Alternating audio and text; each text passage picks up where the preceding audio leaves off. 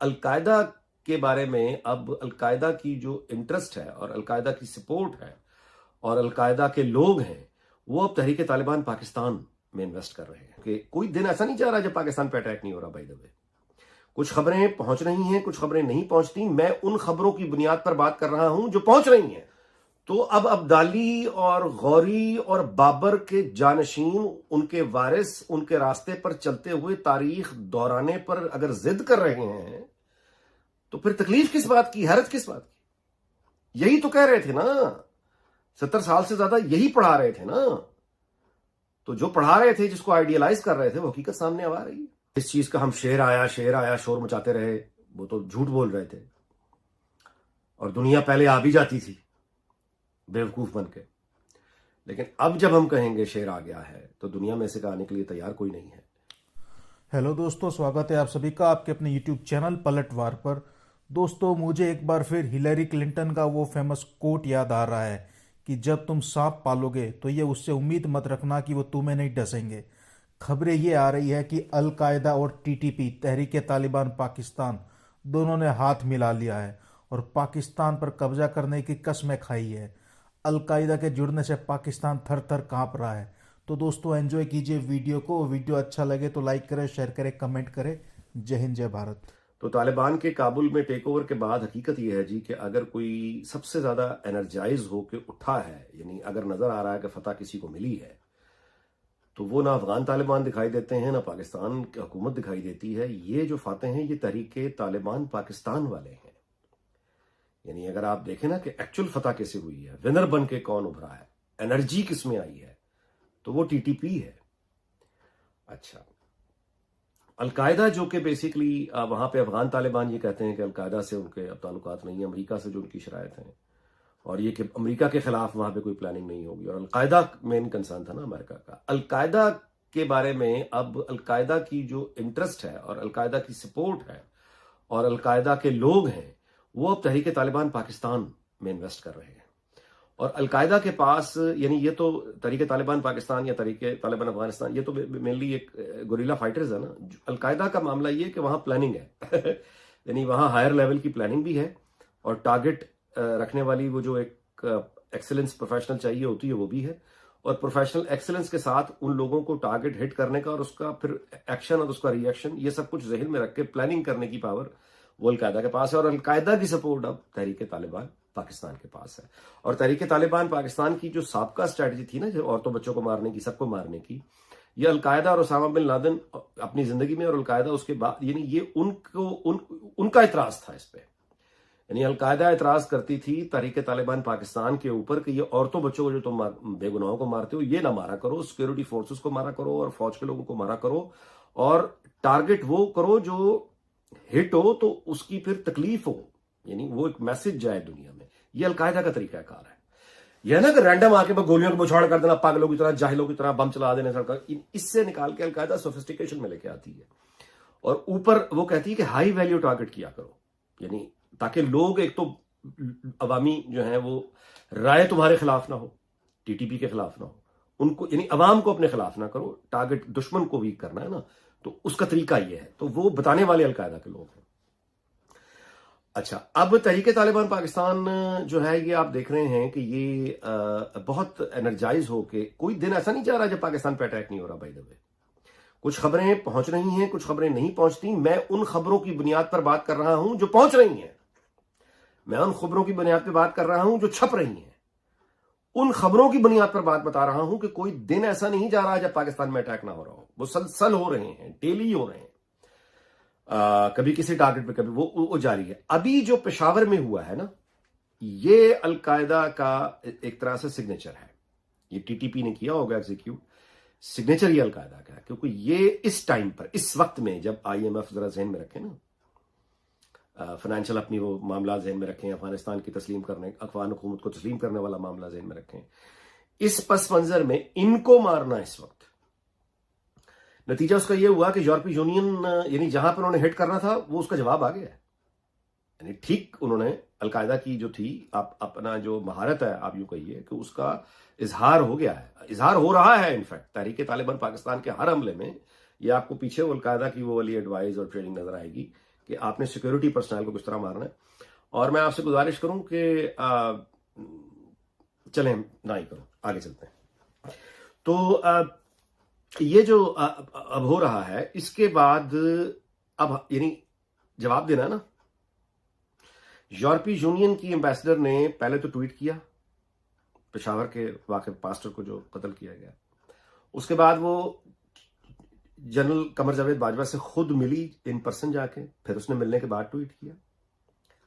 यूरोपीय यूनियन की एम्बेसडर ने ट्वीट किया, जिसके बाद उसे काफी ना समझते हुए जर्मनी के एम्बेसडर ने उसको सिलेक्ट करके ऊपर से अपना एक और ट्वीट किया, यानी एंडोर्स किया। यूरोपीय यूनियन की एम्बेसडर ने अपनी आवाज से आवाज मिलाई कि यह बहुत जुल्म हुआ है। अब जाहिर है कि यूरोपीय यूनियन के एम्बेसडर हों या जर्मन के एम्बेसडर हों, ये तो बेसिकली एग्जीक्यूटिव मतलब एम्प्लॉयड लोग होते हैं, इनको तो इंस्ट्रक्शंस मिलती हैं। और ये माहिर सफारतकार वाकई डिप्लोमेट्स होते हैं, यानी ये वाकई डिप्लोमेट्स होते हैं। तो जब ये अपनी ना सिर्फ ये कि ट्वीट करें, पब्लिकली करें, बल्कि अच्छा मिल किसको रही है वो जाके यूरोपियन यूनियन की एम्बेसडर, वो जनरल बाजवा को मिल रही है, वज़ीर आज़म से नहीं मिली, इमरान खान से नहीं मिली। वो अपनी कंप्लेंट लेके जनरल बाजवा के पास गई है। और उसके बाद जो उन्होंने जवाब यानी जो कहा है कि ये बातें हुई हैं सिक्योरिटी की, और आगे वो जो भी तहफ़्फ़ुज़ात थे वो उसका, और हमने जो यकीन दहानियां, वो सारी यकीन दहानियां जनरल बाजवा ने करवाई हैं। इमरान खान इस सारी तस्वीर में बिल्कुल गायब है। अच्छा, तो मतलब ये है कि अब एक नई जंग अफगानिस्तान के साथ जिसमें हम जा रहे हैं। अब पाकिस्तान क्या कर सकता है? इमरान खान ये कह चुका कि अफगानिस्तान में हमारे तो मुज़ाकरात हो रहे हैं। ब्लंडर किया उसने वो कह के, वो सारी सीक्रेसी उसकी खत्म हुई, हम यही समझते थे, और मुमकिन है ऐसा भी हो। लेकिन अगर इमरान खान ऐसा ना भी कहता तो वो जिस चीज को हम मुज़ाकरात समझ रहे हैं वो तो कहीं कामयाब नहीं हो रही। देखिए, आईने पाकिस्तान, ये तो वजीर भी कह चुके हैं ना पाकिस्तान के, आप आइन को तस्लीम कर लें, हथियार डाल दें, माफ कर देंगे। वो नहीं मान रहे। अच्छा, वो जो निगोशिएशंस इनसे हुई थी पाकिस्तान की, जिसका हम नाच भी रहे थे, भंगड़े डाल रहे थे कि हो रही है बात, हो गई कामयाब, सीज फायर। वो सीज फायर जब हुआ जिसका ऐलान, तो सीज फायर के बाद कुछ बंदे थे ना जो कैदी जो पाकिस्तान ने छोड़े, वो पाकिस्तान ने कैदी छोड़े। जब कैदी छोड़े तो सीज फायर खत्म हो गया। क्या पाकिस्तान ने कोई तावान दिया है सरकारी खजाने से? वो कभी मालूम ही नहीं होगा कितना दिया। तो उनको आम माफी ऐलान किया, हथियार फेंक दें, आइन को मान लें, ऐलान किया, वो नहीं माने। सीज फायर हुआ कि आपके बंदे छोड़ देंगे, उनके बंदे छोड़ दिए। हमले जारी हैं, वो रुक नहीं रहे, वो नहीं रुक रहे। उनका क्या कह रहे हैं वो, क्यों नहीं रुक रहे? वो कह रहे हैं कि पाकिस्तान जो है ये, इसमें गैर इस्लामी निज़ाम है, और ये गैर इस्लामी आइन है इसका, और इसको हम इस्लामी निज़ाम लेकर आएंगे। और इसके अलावा ये कि वो पाकिस्तान से आगे की बात नहीं कर रहे, यानी उनका कोई अभी तक वो ग्लोबल वाली बात उनमें नहीं है। यहां पे अलकायदा से उनका एक डिफरेंस आता है। लेकिन मुमकिन है कि अलकायदा और तहरीक तालिबान, ये अलकायदा का अपना कोई टैक्टिक हो कि अभी पाकिस्तान पे पहले फोकस करो, उसके बाद आगे देखेंगे। तो इस वक्त उनका टारगेट जो है वो पाकिस्तान है। अब या तो यह है कि आप किस मामले पे, यानी कैसे, अब आपने अगर पीस करना है तहरीक तालिबान से, तो किन शराइत पे करना है? आइन, हथियार डालना, माफी, पैसा, उनके बंदे आप छोड़ दें, ये तो उनको नहीं चाहिए। इस पर वो नहीं रुक रहे, तो फिर वो क्या चाह रहे हैं? हुकूमत मांग रहे हैं ना, हुकूमत मांग रहे हैं। अच्छा, अब वो पूरे पाकिस्तान की हुकूमत मांग रहे हैं, तो एक मामूली सा, ये तो कोई यानी एक यानी रास्ते पे जाता हुआ मेरे जैसा आदमी भी जो बुनियादी तौर पे बात समझ आएगी, वो तो फिर यही आती ना कि अच्छा भी आप पूरा पाकिस्तान मांग रहे हैं, वो तो फिर मुमकिन नहीं है। फिर वो यही है कि थोड़ा आप रख लें तो बाकी हम पीछे हो जाते हैं। तो इस पर कुछ समझौता, अमन का मतलब तो भाई फिर यही है। अगर तो अमन अपीजमेंट ही करनी है ना, तो अपीजमेंट तो फिर यही है। वो कह रहे हैं कि अटक तक का इलाका है उनका, ये मानने की कर लें हिम्मत पैदा, दे दे अटक तक, उनको पीछे हो जाए। इस सूरत में अगर आप समझते हैं अमन हो जाएगा तो हो जाए। अमन फिर भी नहीं मिलेगा, क्योंकि वो अटक पे नहीं रुकेंगे, फिर वो अटक से आगे आएंगे। फिर उनको दूसरी वो पुरानी बाबर, गौरी, अब्दाली हीरो याद है ना, बड़े अच्छे हीरो थे हमारे भाई, कमाल करते हैं, भूलते क्यों हैं? तो अब अब्दाली और गौरी और बाबर के जानशीन, उनके वारिस, उनके रास्ते पर चलते हुए तारीख दोहराने पर अगर जिद कर रहे हैं, तो फिर तकलीफ किस बात की, हैरत किस बात की? यही तो कह रहे थे ना, 70 साल से ज्यादा यही पढ़ा रहे थे ना। तो जो पढ़ा रहे थे, जिसको आइडियलाइज कर रहे थे, वो हकीकत सामने अब आ रही है। तो क्या हुआ फिर? परेशानी किस बात की है? पर है हिम्मत गले लगाने की नए अब्दालियों को, नए गौरियों को, नए बाबरों को? है हिम्मत इनको वेलकम करने की? वीलॉग इस बात पे खत्म करते हैं कि ये बड़ी तवील एक नई जंग में होगी। जाहिर है कोई स्टेट जो है वो हर स्टेट जो है वो अपने बॉर्डर्स के एतबार से बहुत सेंसिटिव होती है और बहुत रूथलेस होती है और किसी भी हद तक चली जाती है। अब जाहिर है कि मामला जब पाकिस्तान की सरहदों पर आएगा तो रियासत रिएक्ट करेगी, करना चाहिए उसे, ये उसका फर्ज है कि वो रिएक्ट करे, कभी तो रिएक्ट करे, मतलब कभी सही जगह पर भी रिएक्ट करे। हम पे तो रिएक्ट कौम पे तो करती रहती है, यानी इन दुश्मनों पे भी कभी रिएक्ट करे। और ये एक तवील जंग होगी, इसमें कोई खुशखबरियां या इस तरह के ख्वाब देखने या दिखाने का फायदा नहीं है। बहुत भारी फैसला होगा, बड़ी कीमत होगी, बहुत यानी इसके लिए मेहनत होगी। लेकिन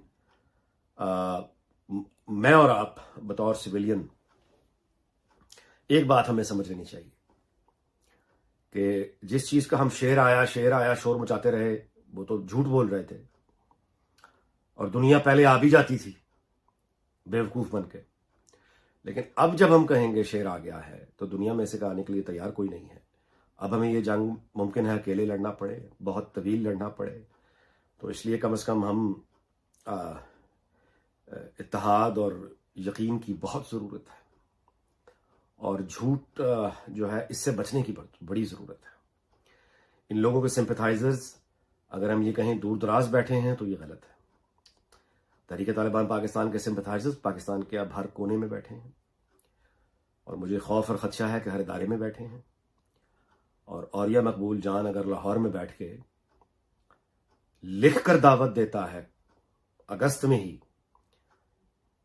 तालिबान को कि काबुल की मुबारक हो और बाकी अब आप इधर का रुख करें, हम आपकी मदद के लिए तैयार बैठे हैं, तो ये औरिया मकबूल जान कोई अकेला नहीं है सांप।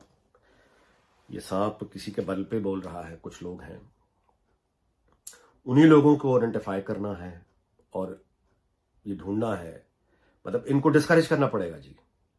अब खुलकर सामने आना पड़ेगा और ये तालिबान और इनके तहरीक तालिबान और इनके सपोर्टर्स, इनके हमदर्द जो बैठे हैं, इनके सामने खुल के आना पड़ेगा। वरना आप अमन की ख्वाहिश और ये सुलह सफाई के साथ, हम इस ख्वाहिश के साथ हम किस तरह से इनकी निज़ाम के नीचे आ जाएंगे और फिर ये हमें माफ़ नहीं करेंगे, ये मैं आपको बता दूं।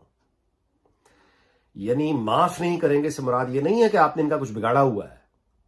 माफ़ नहीं करेंगे से मुराद ये है कि वो अपनी हर यानी महरूमी कह लें, आप उसे गुर्बत कह लें, जहालत कह लें, जो भी कह लें, उनके जो तसव्वुर है शरीयत उसमें, तो फिर वो जब कब्जा करेंगे तो फिर भाईजान वो नजराना लेंगे जो उनकी इस्लामी शरीयत के मुताबिक, फिर वो लौंडियां भी बनाएंगे, फिर वो गुलाम भी बनाएंगे, फिर वो माले जर यानी वो जंग, माले गनीमत वो जंग जो उनके नजदीक जंग होगी सिविल वॉर के नतीजे में, जो कुछ भी वो हासिल करेंगे वो फिर माले गनीमत अपना लूटेंगे और कनीजें बनाएंगे, लौंडियां बनाएंगे, गुलाम बनाएंगे।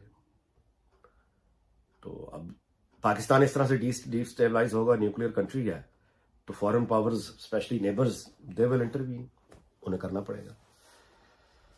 बहुत ही मायूस, बहुत ही परेशान कुन सूरत हाल है और इस नोट पर वीलॉग खत्म नहीं करना चाहिए। लिहाजा हमें याद रखना चाहिए कि बड़े बड़े चैलेंजेस कौमों पे आते हैं। इराक से बड़ा चैलेंज अभी तक पाकिस्तान पे नहीं आया। बहुत बड़ा चैलेंज आया इराक पे, बहुत बुरी तरह तबाही हुई, लेकिन आहिस्ता आहिस्ता फिर खड़ा हो ही रहा है। तो अल्लाह करे कि हम इतनी को बड़ी कीमत दिए बगैर सही रास्ते पे आ सकें। वीलॉग बहुत लंबा हो गया, आई एम सॉरी। फिर मुलाकात होगी, अल्लाह हाफिज।